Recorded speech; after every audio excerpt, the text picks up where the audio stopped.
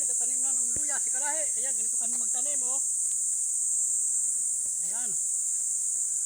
Kulang isa eh, kaya medyo matagal-tagal. Ayan.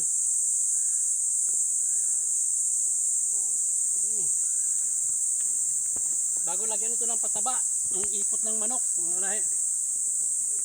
Bago idukal uli. Tabunan, bago lagyan ganito uli.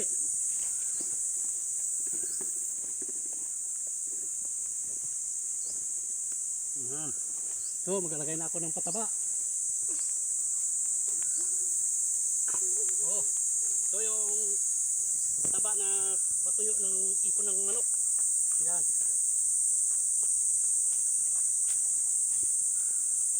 Trabahuso.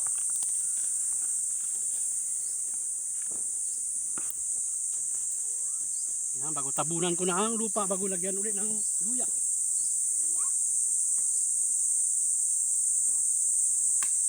Ayan.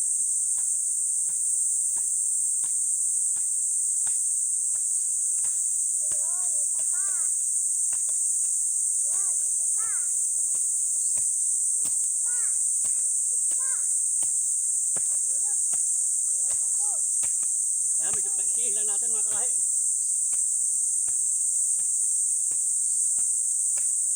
Ayan. Lagyan ulit ng luya. Ayan doon. Ayan.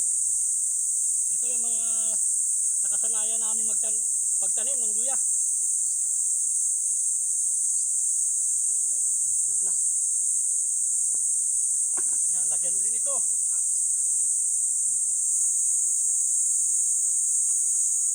Ayan.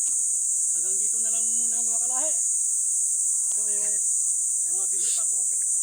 Hanggang dito lang muna at medyo mahaba na ito. Ganito. Nalagyan ng ito na, taniman na.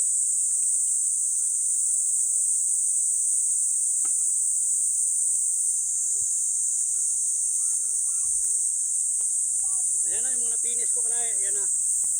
At mainit na rin. God bless. Sa inyong panunood mga Kalahi.